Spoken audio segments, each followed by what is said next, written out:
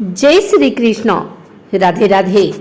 आइए सुनते हैं आमल की एकादशी की कथा। 88,000 ऋषियों को संबोधित करते हुए सूत जी ने कहा, हे विप्रो, प्राचीन काल की बात है। महान राजा मानधाता ने वशिष्ठ मुनि से पूछा, हे वशिष्ठ जी, यदि आप मुझ पर प्रसन्न हैं तो ऐसे व्रत का विधान बताने की कृपा करें जिससे मेरा कल्याण हो। महर्षि वशिष्ठ जी ने कहा, हे राजन, सब व्रतों से उत्तम और अंत में मोक्ष देने वाला आमल की एकादशी का व्रत है। राजा मानधाता ने कहा, हे ऋषि श्रेष्ठ, इस आमल की एकादशी के व्रत की उत्पत्ति कैसे हुई? इस व्रत के करने का क्या विधान है? हे वेदों के ज्ञाता, कृपा कर यह सब वृतांत मुझे विस्तार पूर्वक बताएं। महर्षि वशिष्ठ ने कहा, हे राजन, मैं तुम्हारे समस्त विस्तार से इस व्रत का वृतांत कहता हूँ। यह व्रत फाल्गुन मास के शुक्ल पक्ष में होता है। इस व्रत के फल के सभी पाप समूल नष्ट हो जाते हैं। इस व्रत का पुण्य 1000 गोदान के फल के बराबर है।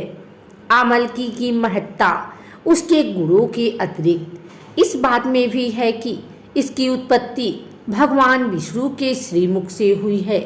अब मैं आपको एक पौराणिक कथा सुनाता हूँ, ध्यान पूर्वक श्रवण करो।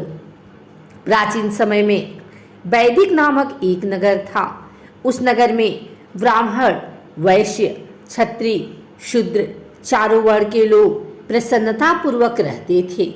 नगर में सदैव वेद ध्वनि गूंजा करती थी। उस नगरी में कोई भी पापी, दुराचारी, नास्तिक आदि न था। उस नगर में चैत्ररथ नामक चंद्रवंशी राजा राज्य करता था। वह उच्च कोटि का विद्वान तथा धार्मिक प्रवृत्ति का व्यक्ति था।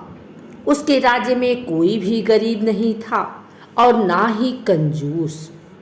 उस राज्य के सभी लोग विष्णु भक्त थे।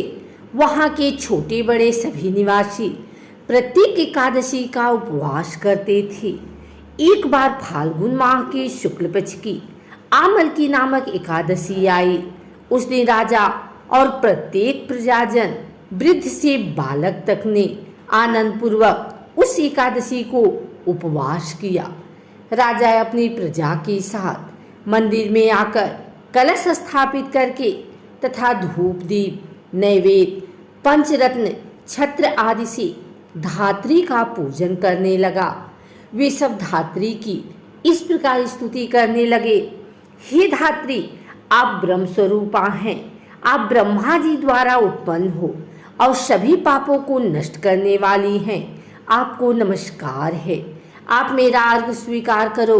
आप श्री रामचंद्र जी के द्वारा सम्मानित हैं। मैं आपसे प्रार्थना करता हूँ, मेरे सभी पापों का हरण करो। उस मंदिर में रात को सभी ने जागरण किया।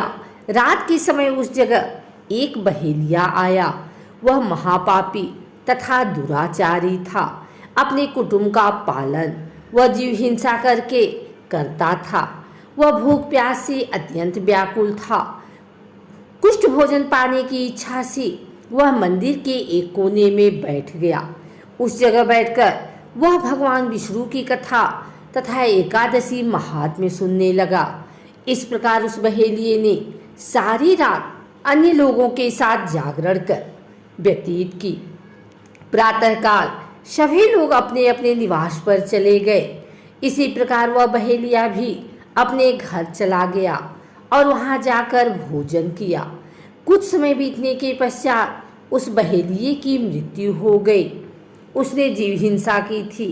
इस कारण हालांकि वह घोर नरक का भागी था, परंतु उस दिन आमल की एकादशी का व्रत तथा जागरण के प्रभाव से उसने राजा विदुरथ के यहाँ जन्म लिया।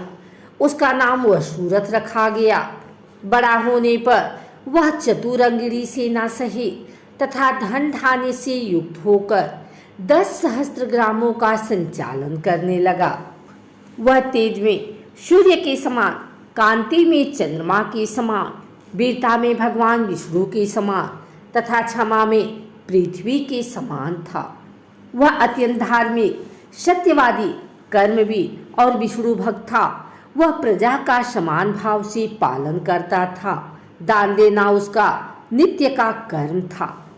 एक बार राजा वसुरथ शिकार खेलने के लिए गए। दैव योग से वन में वह रास्ता भटक गया और दिशा का ज्ञान न होने के कारण उसी वन में एक वृक्ष के नीचे सो गया।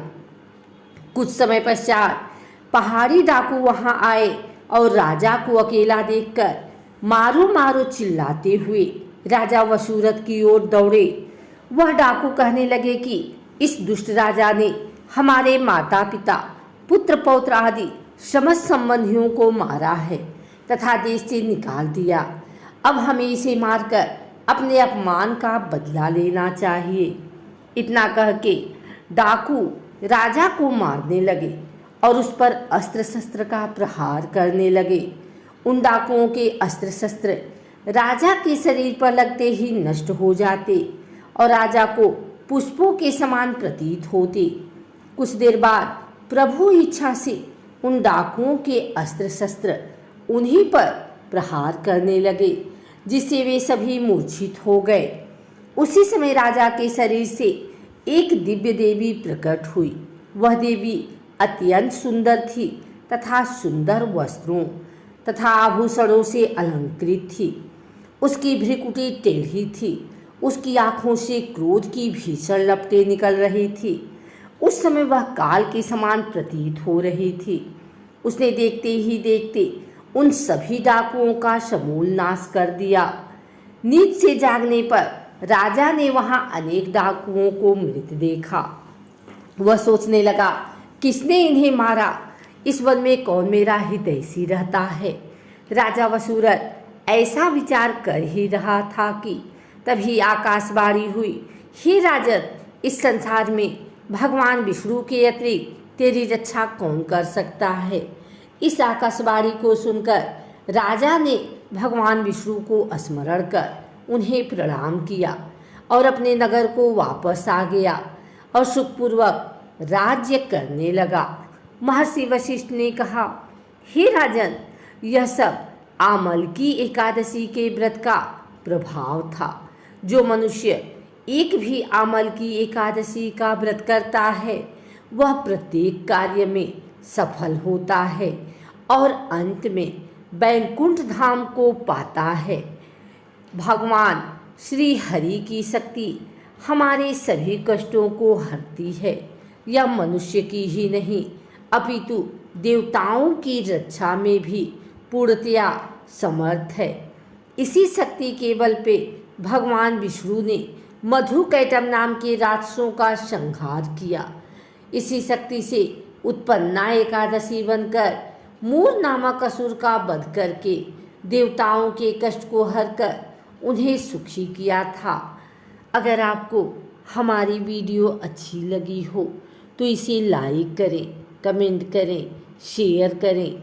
हमारे चैनल को सब्सक्राइब करके बिल नोटिफिकेशन ऑल पर सेट कर लें ताकि आगे आने वाली वीडियो सबसे पहले आप तक पहुंच सके। धन्यवाद।